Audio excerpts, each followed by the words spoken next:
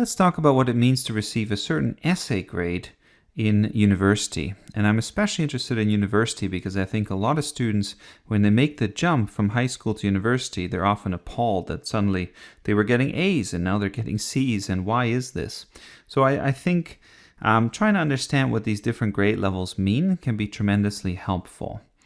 Now, one of the biggest things to think about is the relationship between the form of your essay and the content of your essay. So the content is things like the ideas that you have, your thesis or argument, your proof. Do you have good evidence for the kind of case that you're making? And then the form has more to do with general formatting. Okay, so do you use paragraph indentations? Do you use MLA or APA form? Making sure that your essay really looks professional. It also includes grammar. Can you write properly? And it includes things like citation and coherence. And by coherence, we mean, does your essay flow well? Does it have all the right ingredients in terms of paragraphs and introductions and conclusions, transitions, all of that kind of stuff? So I think what sometimes students are frustrated by is that they feel that the instructor should give more attention to the content, the ideas, than to the form. So often students will say, but you understood what I was trying to say, right? Just look past the grammatical mistakes and just look at what I had to say and mark me for that. And at the university level especially, I think form is often more important than a lot of students realize. Now, I've put a dial here because I think this can go really in either direction, and it depends on the professor, it depends on the discipline. If you are taking an English course, for instance, this dial might be right in the middle, and your professor might say, well, how you write, form, is just as important as what you say, what you write, content.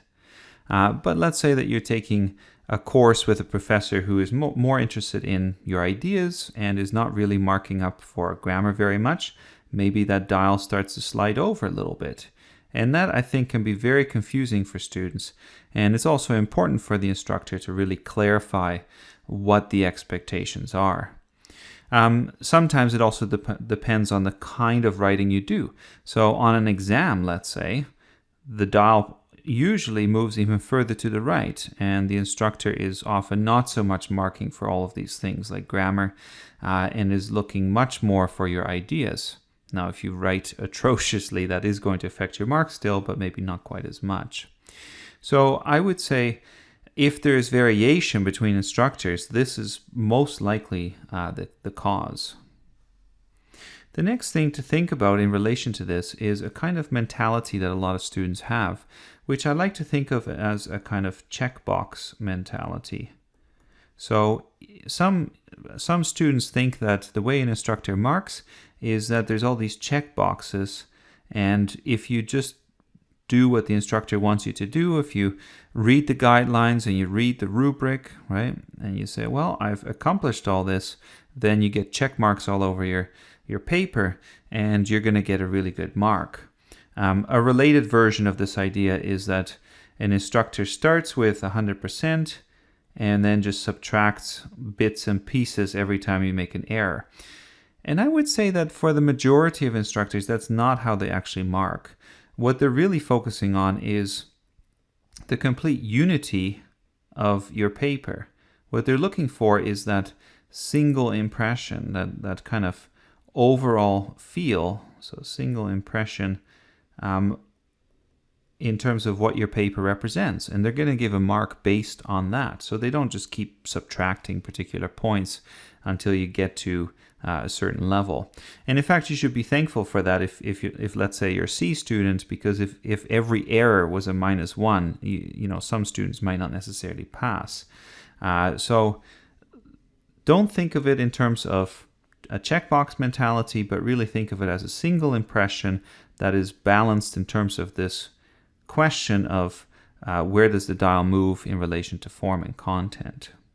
For the second half of this video, I'm just going to quickly go through the different grading levels, and I've provided a brief description of each. Now, these are not universal descriptions, but I think they should give you a pretty good idea of what's fairly typical in the field of academic inquiry. So an A stands for awesome and amazing, but it doesn't mean that it has to be flawless. So there's still going to be some issues probably, otherwise the instructor would have nothing to do. But an A paper is really exceptional, and very few people get an A, so it's a real achievement. An A paper looks at the issue from multiple angles. It's complex, it's nuanced, it's compelling, it provides good evidence. So in other words, it is really an exceptional paper. And that's again why just fulfilling certain requirements isn't really what writing a paper is about. It's really about being outstanding, saying something unique and having an interesting perspective.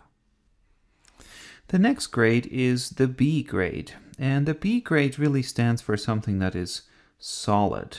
That's the word I like to think of. A solid structure, a good achievement. Doesn't mean it's exceptional, but if you get a B, I think it's something to be proud of.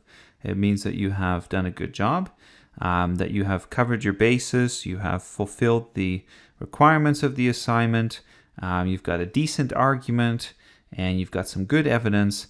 But maybe it's a little bit predictable at times. Maybe you're relying quite a bit on class notes, on other people's ideas, and that level of originality, of uniqueness, and of insight, and the level of detail maybe isn't quite there yet to warrant an A. A C grade, as it says here, does not stand for crappy. It stands for competent, and I think that's really critical. If you receive a C grade, and this is a very typical grade where what people start out with, let's say in a first year course in university, what you have achieved is that you have covered the basics. Okay, so you have all the basics in play or in place. You've got some good ideas, you've got a decent argument, but it's very rough yet. There's a lot of potential, but the instructor is kind of saying, yeah, but it's going to need a lot of work and editing to make this better yet. So it's something you can build on. And I think reading the instructor's comments and focusing on all those corrections, that's really going to help you with your next assignment. Now, a D, it's hard to know what to say that it stands for, but I think you could say something like it's delinquent. Maybe that sounds too harsh. It's derelict. Maybe that's a better word. Kind of falling apart, derelict. It's simply an essay that's so rough that the instructor may be taking mercy on you in passing, giving you a passing grade. But again, there is some kind of potential here.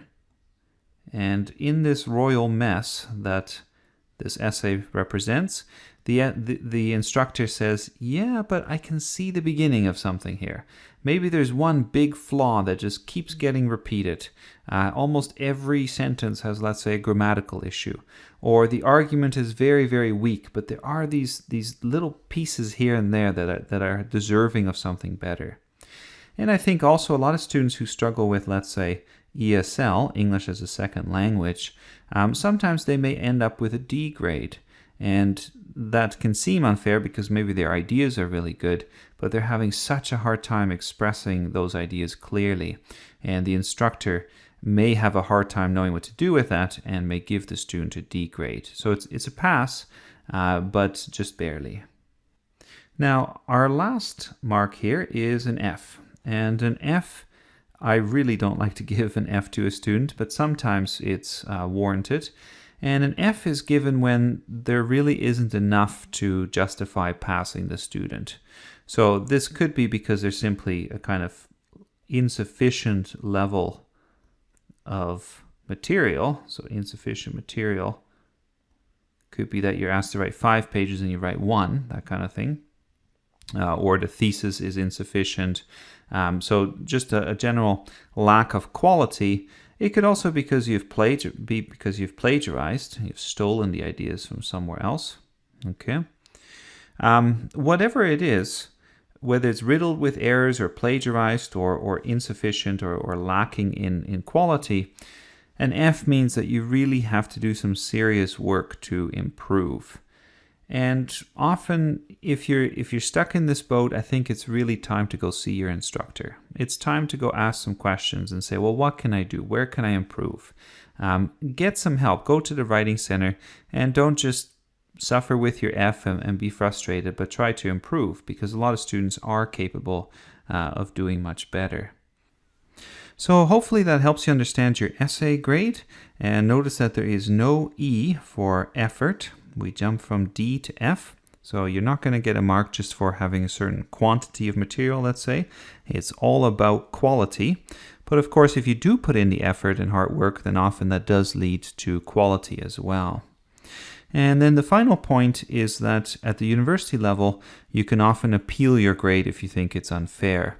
Now, appeals are often unsuccessful, but if you have an instructor who is grossly unfair, there may be an appeals process in place, and you can ask about that to see what you can do about your grade. All right, that's it for understanding your essay grade.